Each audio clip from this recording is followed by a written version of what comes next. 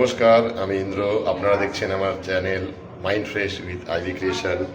এখানে আপনারা travels, food এবং ক্রিয়েটিভিটি রিলেটেড পোস্ট দেখতে পাবেন। ভালো লাগলে অবশ্যই লাইক করবেন, কমেন্ট দেবেন এবং সাবস্ক্রাইব করবেন। Thank you.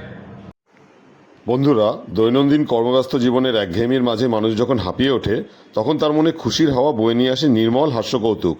আর সেই হাস্যকৌতুককে নিয়ে আমার সৃষ্ট দুই চরিত্র নন্টি আর ঘন্টি আপনাদের সামনে এসে গেছে দারুণ মজাদার কিছু বাংলা জোকস নিয়ে। আশা করি আপনাদের ভালোই লাগবে, ছোটদেরও ভালো লাগবে। দেখুন, পছন্দ হলে অবশ্যই লাইক দেবেন এবং সাবস্ক্রাইব করবেন। তাহলে ভাই ঘন্টি, তুই একটা কমিক শোন। দুই মাতাল বন্ধু গ্যালারিতে বসে ক্রিকেট ম্যাচ দেখছে। এমন সময় ব্যাটসম্যান ছক্কা হাঁকালেন। সবাই ছয় ছয় ছয়। প্রথম মাতাল বলছে, ওহ কি দারুণ একটা গোল দিল বল।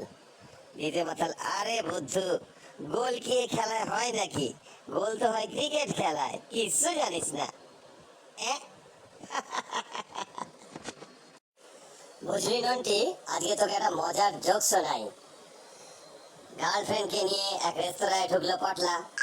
এগিয়ে এলো ওয়েটার, বললো, স্যার মেনু কার্ড দেখে অর্ডার দিন, কি কি খাবেন। এদিকে খাবারের দাম দেখে তো পটলার কলিজা শুকিয়ে গেছে।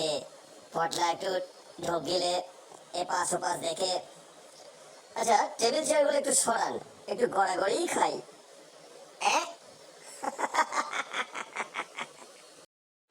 ঘন্টি, আমারও একটা জোকস মনে পড়ে গেল। দুই বন্ধুর মধ্যে কথা হচ্ছে, বুঝলি, রঞ্জু আর হাবলু। রঞ্জু বলছে, জানিস আজ আমি স্কুলে আসতে 5 টাকা বাঁচিয়েছি।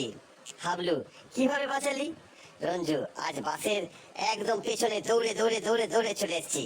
যদি বাসের ভেতরে উঠে বসতাম তাহলে পাক্কা 5 টাকা দিয়ে দিতে হতো। হাবলু, ইস তুই যা বোকা না। রঞ্জু, কেন? 5 টাকা বাঁচালাম, এতে বোকা বলার কি আছে?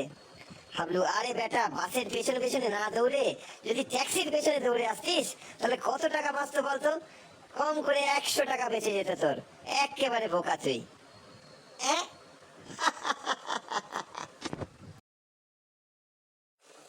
নন্টি, আর একটা মজার জোক শোন। একটা কারখানায় আগুন লেগেছে। জলদি আগুন নেভাতে না পারলে সর্বনাশ হয়ে যাবে। কারখানার মালিক খবর দিলেন দমকল কর্মীদের। চট জলদি হাজির হলো দমকল বাহিনী। কারখানার সামনের ছোট গলিটার দুপাশের দোকানগুলো ভেঙে, সদর দরজা গুড়িয়ে দিয়ে, দেয়াল ভেঙে সোজা অগ্নিকুণ্ডের স্থলে গিয়ে থামলো গাড়ি।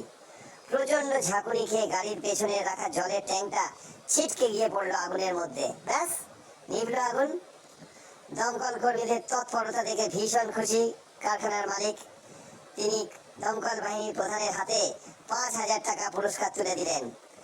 জিজ্ঞেস করলেন, এই টাকা দিয়ে আপনারা কি করবেন বলুন তো? দমকল বাহিনীর প্রধান একটু ইতস্তত করে এদিক ওদিক তাকিয়ে, স্যার প্রথমে গাড়ির ব্রেকটা ঠিক করাবো।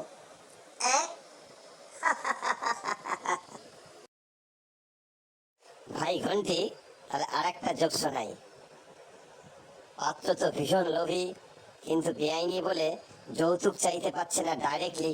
তাই কায়দা করে শ্বশুরকে বলছে, বিয়েতে আপনি আমার এমন কিছু একটা উপহার দিন যা কিনা পেট্রোলে চলে। শ্বশুর তো ভীষণ চালাক। তিনি বললেন, বাবা বেশ তো, আমি ওই 10 টাকার বদলে তোমার একটা 50 টাকার ভালো লাইটার দেব।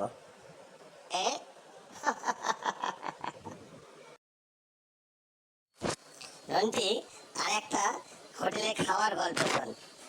একটা লোক হোটেলে খেতে বসে বিরক্ত হয়ে বেয়ারাকে ডাকলেন, এই যে শোনো শোনো ভাই শোনো, কি খাবার দিয়েছ?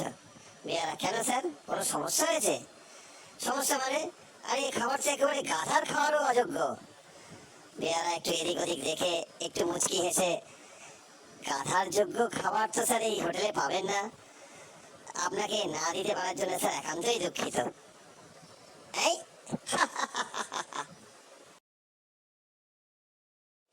বুঝলি ঘন্টি, আমার একটা ডাক্তারবাবু আর রোগীর জোকস মনে পড়ে গেল। রোগী বলছে, ডাক্তারবাবু একদম উপরের ওষুধটা কোথাও পেলাম না যে। ডাক্তারবাবু, আরে ওটা ওষুধ নয়, নতুন রিফিলে কালি ঠিক মতো আসছিল না, তাই একটু ঘষে নিয়েছিলাম। রোগী একটু রেগে গিয়ে, আর জায়গা পেলেন না ডাক্তারবাবু, প্রেসক্রিপশনের উপরেই ঘষতে হলো। জানেন এর জন্য আমাকে 50টা দোকান ঘুরতে হয়েছে কালকে।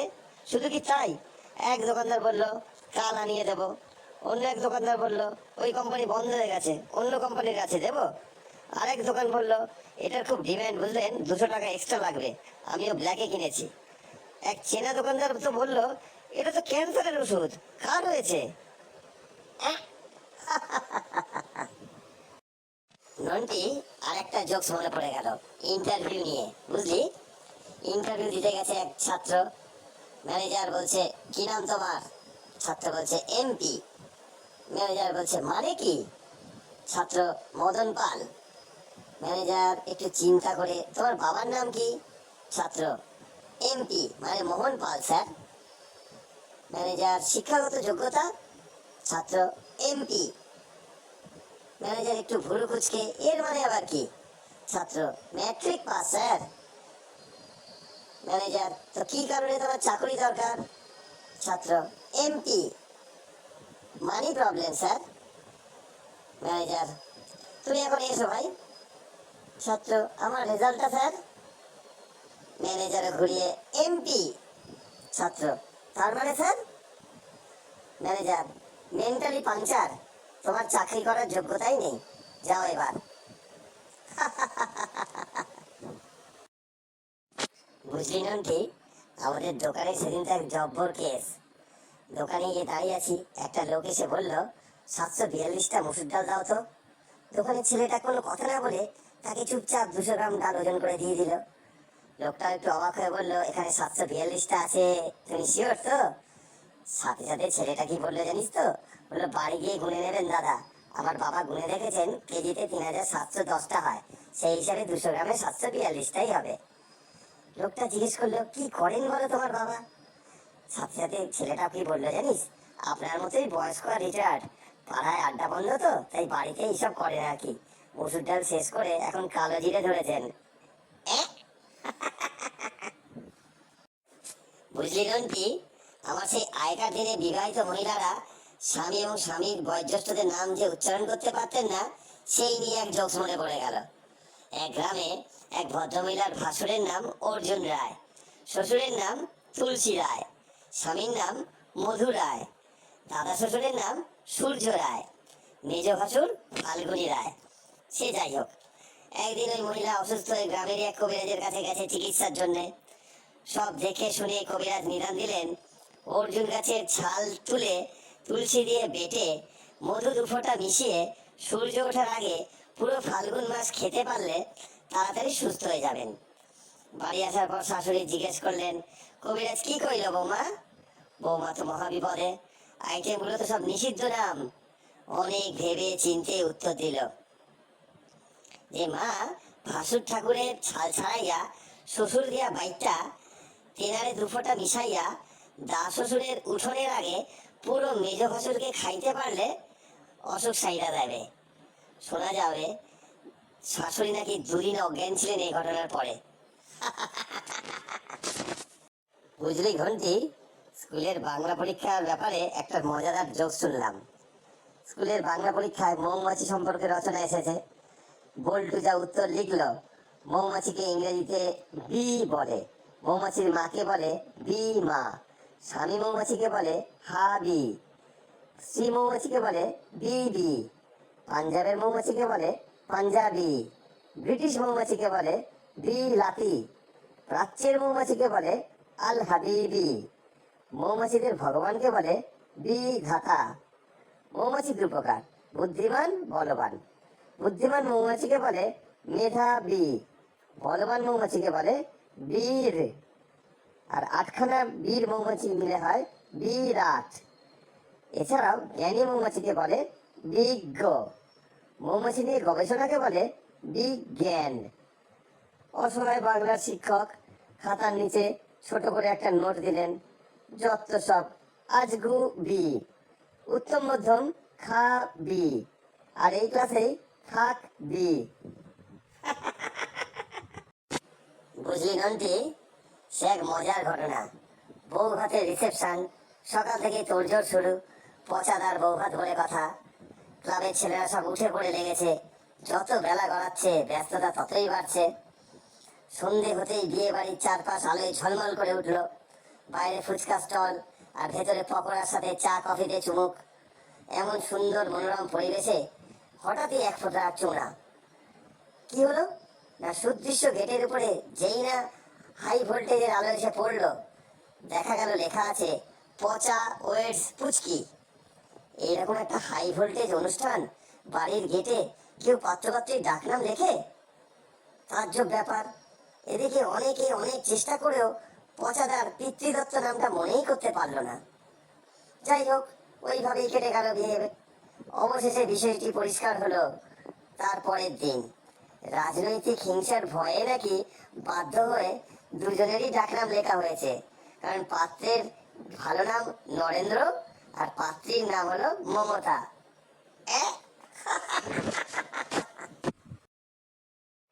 বুঝলি ঘন্টি, এনআরসি নিয়ে একটা জোকস মনে পড়ে গেল। সবাই যখন চিন্তিত এনআরসি নিয়ে, ডকুমেন্টস নিয়ে চিন্তিত ছিল, তখন পকেট মার পটলা একদম নিশ্চিন্ত মনের আনন্দে ছিল।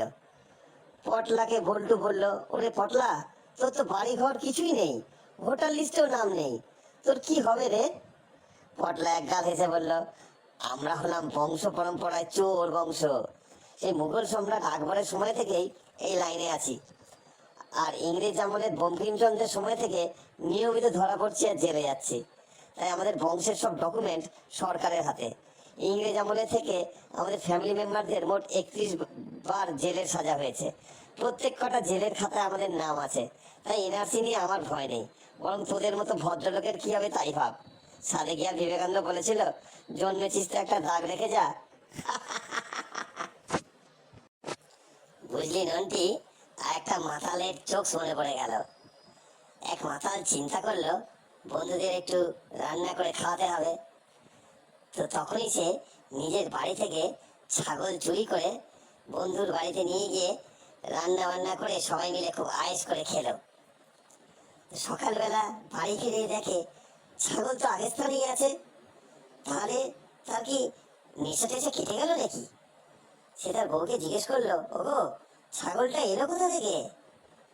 বউ, ছাগলের চিন্তা তুমি পরে করো, আগে বলো তো কাল রাতে তুমি যে এসে চোরের মতো চুপি চুপি আমার কুকুরটাকে নিয়ে চলে গেলে, সেটা কোথায়? বুঝলি ঘন্টি, গ্রামের স্কুল নিয়ে একটা মজার জোকস মনে পড়ে গেছে। এক মাস্টারমশাই গ্রামের স্কুলে সবে চাকরিতে জয়েন করেছে। তো স্কুলে পড়াতে গিয়ে মাস্টারমশাই প্রথম দিনই তো ভীষণ খেপে গেলেন।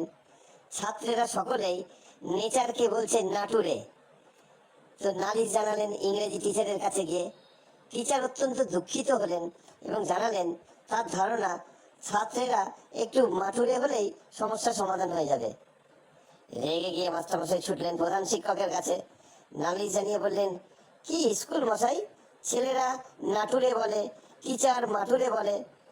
প্রধান শিক্ষক হতাশ কণ্ঠে বললেন, আমিও বুঝি, কিন্তু কি করবেন বলুন, এই অঞ্চলের কালটুরেটাই এরকম। ক্ষিপ্ত মাস্টারমশাই দৌড়লেন স্কুল পরিদর্শকের কাছে। তিনি সব শুনে প্রবল চিৎকার চেঁচামেচি করতে করতে বললেন, আমি জানতাম, আমি জানতাম, আমি আগেই জানতাম এই স্কুলটার কোনো ফুটুরে নেই।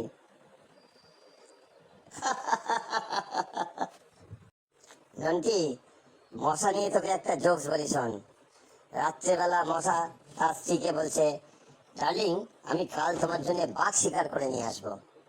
স্ত্রী মশা ঘুম জড়ানো কণ্ঠে বলছে, ঠিক আছে, এখন শুয়ে পড়ো। মশা আবার বলছে, আমি কাল প্যারিসে যাব, সেখানে তোমাকে মার্সিডিজ গাড়ি চালাবো। স্ত্রী ঘুম জড়ানো কণ্ঠে বলছে, ঠিক আছে, এখন শুয়ে পড়ো ডার্লিং।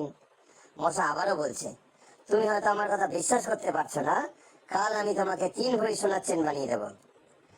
এইবার তো স্ত্রী মশা রাগে বিরক্ত হয়ে গেছে, উঠে পড়ে বলছে, you idiot, now go to sleep. কতবার বলেছি পিসিকে কামড়ে ঘরে এসো না, প্রতিশ্রুতির বন্যায় পুরো ঘর ভেসে যাবে।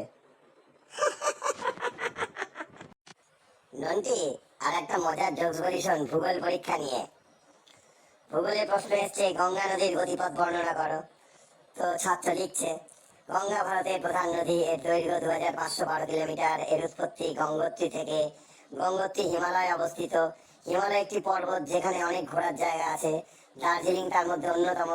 দার্জিলিং অঞ্জন দত্তের খুব প্রিয় জায়গা। অঞ্জন দত্তের সিনেমা রঞ্জনা আমি আর আসবো না। অঞ্জন দত্ত ভালো গিটার বাজায়। গিটার 2 প্রকারের হয়, হাওয়াই আর স্প্যানিশ। স্প্যানিশ গিটার স্পেনে তৈরি হয়। স্পেন ইউরোপের একটা দেশ। স্পেনের ফুটবল ক্লাব রিয়াল মাদ্রিদ, সেখানে রোনাল্ডো খেলে। রোনাল্ডো আগে ইংল্যান্ডে খেলতো। ইংল্যান্ডের রানীর মুকুটে কোহিনূর আছে। কোহিনূর আগে জাহাঙ্গীরের ছিল। জাহাঙ্গীর থাকতেন দিল্লিতে। দিল্লি যমুনা নদীর পাশে।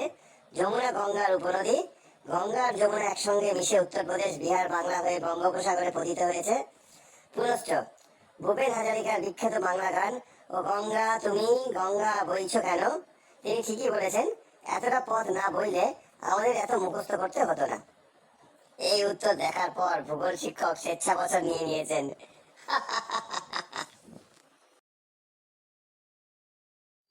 নন্টি, তোকে একটা গাড়ি কেনা নিয়ে মজার জোকস বলি শোন। 3 লাখ টাকা দামের একটা গাড়ি পছন্দ করে কিনতে ঝন্টু গেছে গাড়ির শোরুমে। তো গাড়ি দেখে তো খুব পছন্দ হয়েও গেছে। এবার ঝন্টু টাকা দিতে গিয়ে দেখে আরে ওর কাছে তো 5 টাকা কম পড়ছে।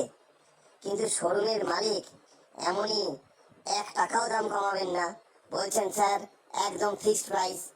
অগত্যা শোরুম ছেড়ে বেরিয়ে যাচ্ছিল ঝন্টু। দরজায় দেখে এক ভিখারি দাঁড়িয়ে আছে। বলে উঠলো, বাবা 2 টাকা দাও না, মুড়ি খাবো।